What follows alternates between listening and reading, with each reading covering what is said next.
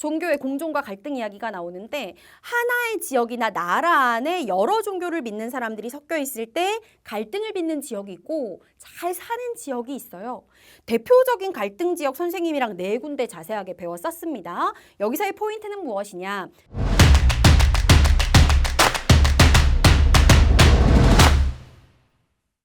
안녕하세요. 사랑하는 올리원 제자 여러분 반갑습니다. 만점의 기적을 경험하라 미라클 사회역사 윤미쌤입니다.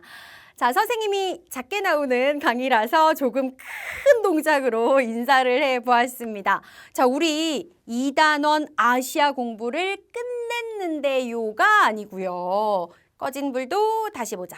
배웠던 내용도 다시 보자. 마지막으로 아시아 단원을 깨끗하게 마무리하는 대단원 마무리 시간입니다.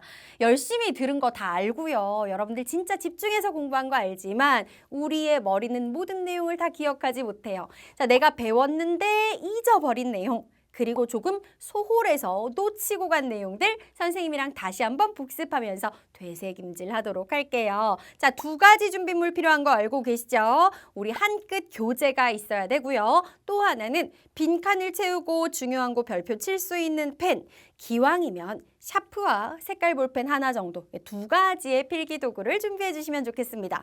선생님은요 윤샤 볼펜을 준비했거든요. 윤샤 볼펜 아직 모르는 친구들 많을 거예요. 혹시 어떻게 해야 볼펜을 타갈 수 있나요? 궁금하신 친구들은 학습질답 게시판에 문의해 주시면 되는데요. 여기 보시면 윤쌤은 언제나 네 편 보일지 모르겠어. 화면이 작아서.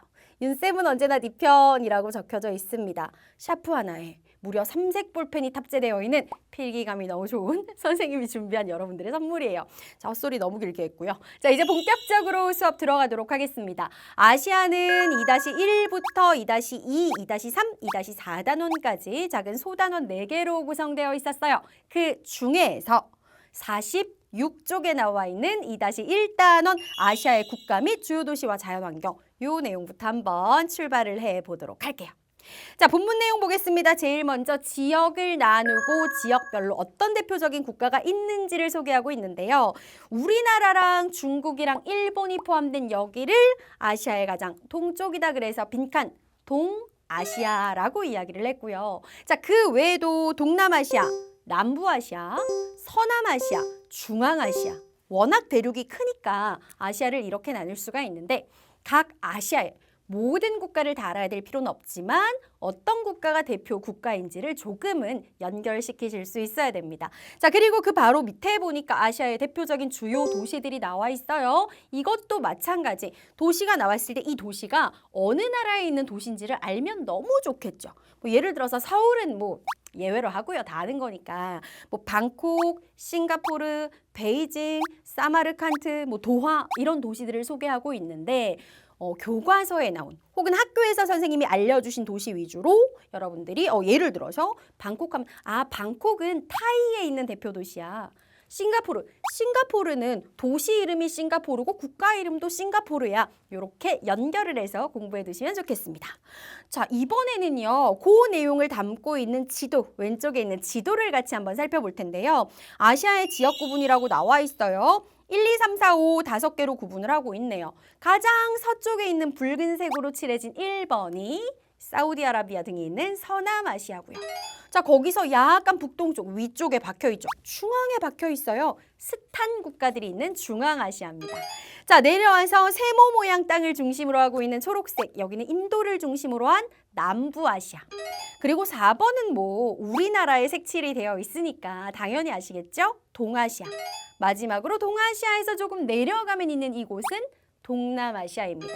주요 국가의 위치도 같이 기억해 두시면 좋을 것 같아요.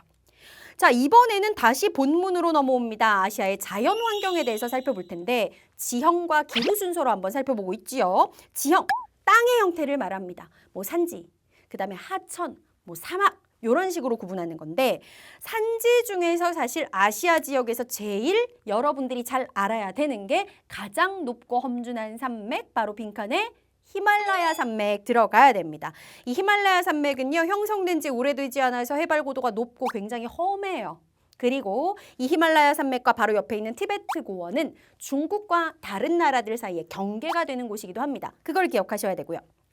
자, 하천은요, 이거 다 외우실 필요는 없으나 역시 학교에서 배우는 하천들은 어디에 있는지 위치를 알아야 돼요. 중국의 황허강, 그 다음에 저기 서남아시아의 티그리스 유프라테스 강이 있고요. 또 동남아시아, 인도, 차이나 반도의 여러 나라를 가로지르는 국제하천 메콩강의 이야기도 나와 있습니다. 자, 사막의 경우에는요, 지금 하나만 소개하고 있는데 아라비아 반도에 있는 루바랄리 사막, 이것도 유명하지만 중국의 북쪽에, 그러니까 몽골 쪽이죠. 고비 사막도 꽤 아시아에서 큰 사막 중에 하나입니다. 같이 알아두시면 좋고요. 내려가서 이제 화산 폭발과 지진 활동은 거의 같은 지역에서 나타나요.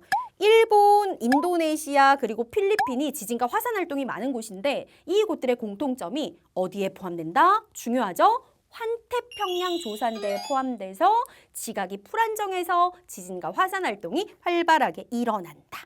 자, 이번에는 기후로 한번 내려가 보도록 할게요. 이 아시아는 워낙 땅덩어리가 커서요. 다양한 기후가 나타납니다.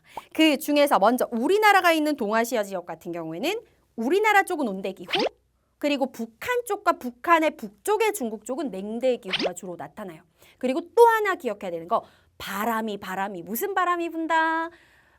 겨울에는 북쪽에서 불어오고 여름에는 습한 남쪽에서 불어오는 계절풍의 영향을 받아서 여름은 덥고 습하고요.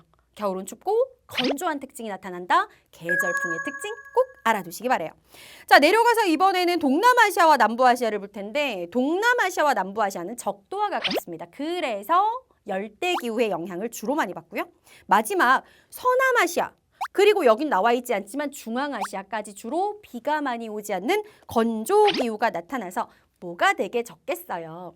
연중이라는 건 1년 내내라는 뜻이야. 1년 내내 내리는 물의 양, 즉 강수량이 매우 적다. 강수량이 빈칸에 들어가야 됩니다.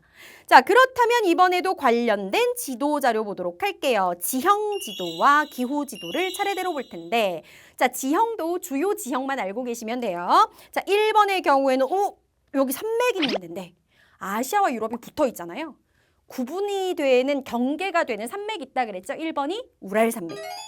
2번 내려갑니다. 여기 세계의 지붕이라고 불리는 산맥.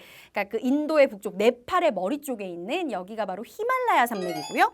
다음 3번 동남아시아를 가로지르는 국제 하천. 여기가 메콩강이 있는 위치죠. 자, 내려와서 이번에는 기후 분포 보도록 하겠습니다. 기후 이게 만약에 여러분들이 구분해야 되는 시험 문제다. 그랬을 때 어려울 거 없어요. 빨강색부터 가겠습니다. 빨강색이 제일 아시아의 남쪽에 있잖아요. 적도 근처에 있단 말이지. 그러니까 빨강색 동남아시아 쪽이다 빨강색이네. 열대기후. 다음 노랑색 사우디아라비아를 비롯해서 이쪽에 색칠이 되어 있다. 그러면 비가 안 오는 건조기후. 다음 세 번째 우리나라 쪽이 포함되어서 중국 대륙 대부분이 색칠돼 있잖아요. 그러면 초록색 온대기후. 마지막으로 네 번째 북한 쪽하고 북한의 위쪽으로 색칠이 되어 있다. 그러면 냉대기후. 이렇게 구분하시면 됩니다.